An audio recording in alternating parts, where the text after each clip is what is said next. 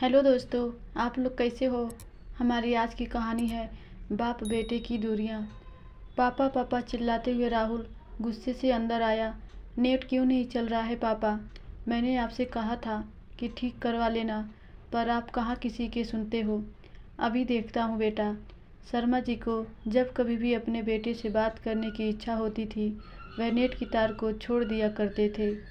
नोक झोंक ही सही, पर इसी बहाने राहुल से बात हो जाया करती थी और दिल को थोड़ा सुकून मिलता था, क्योंकि जब से राहुल की माँ छोड़कर गई थी, वह इसका जिम्मेदार अपने पिता को समझता था। दोनों साथ रहते थे, पर अजनबियों की तरह बात तक नहीं होती थी दोनों के बीच। उनके बीच बातचीत की एकमात्र कड़ी यह नेट का कनेक्शन ही था। बहुत प्यार करते थे शर्मा जी अपने बेटे से, पर उसकी नफ़रत के सामने कभी जता नहीं पाए। आखिर कैसे बता पाते वो कि अपने जीवन की सारी कमाई लगाने के बाद भी वो अपनी ज़िंदगी राहुल की माँ को नहीं बचा पाए। किस मुंह से कहते कि उसने तो अपनी माँ खोई है, मैंने तो अपना बेटा भी खो दिया। खाना खा लेना, मैं ऑफिस के लिए निकल रहा हूँ। रास्ते में ही था राहुल का कॉलेज, पर दोनों कभी साथ नहीं गए। साथ रहकर भी अलग रहने का हुनर दोनों बखूबी जानते थे।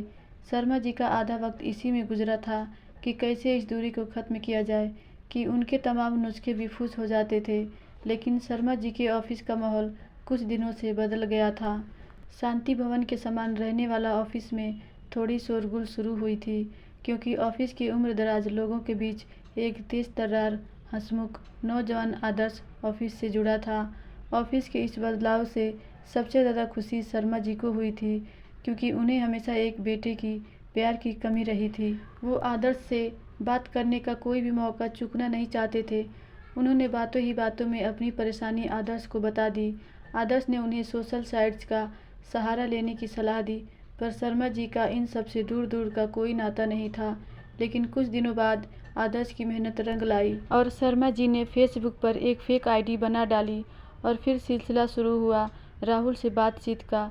शर्मा जी ने सबसे पहला सवाल राहुल से यह किया कि भाई तेरे घर में कौन कौन है, मानो वह राहुल के दिल में अपना स्थान जानना चाहते हो। राहुल बोला, मैं हूँ और मेरे पापा। पापा? फिर तो वह तुमसे बहुत प्यार करते होंगे ना। यार रहने देना, तू बता तेरे घर में कौन कौन है। मैं अकेला हूँ, मुझे नहीं पता मम्मी पापा का प्यार क्या होता है, तू तो जानता होगा ना।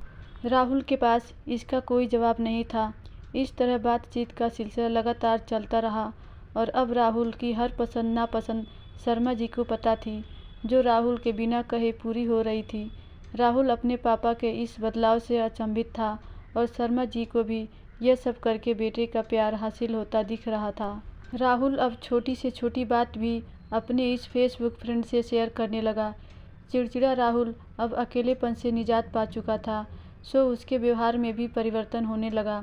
अपने पापा से वह उस लहजे में बात नहीं करता जैसे किया करता था। सब कुछ ठीक ठाक चल रहा था, पर होनी को यह मंजूर नहीं था। एक दिन अचानक राहुल को किसी पुलिस स्टेशन से फ़ोन आया कि आप राहुल बोल रहे हैं ना, आपके पिता का एक्सीडेंट हो गया है, आप फ़ौरन श्लोक हॉस्पिटल चले आओ। राहुल भागता हुआ अस्पताल पहुंचा, पर राहुल अपने पापा से आखिरी बार भी नहीं मिल पाया। वह फूट फूट कर रो रहा था। उसे बहुत कुछ कहना था अपने पापा से।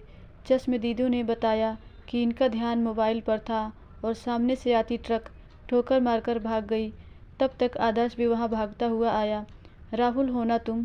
हाँ, आप कौन? मैं तुम्हारे पापा के साथ काम करता था। वह हमेशा तुम्हारी ही बात किया करते थे। तुम्हारे सबसे अच्छे फेसबुक मित्र भी वही थे। उन्होंने यह बात तुम्हें बताने से मना की थी।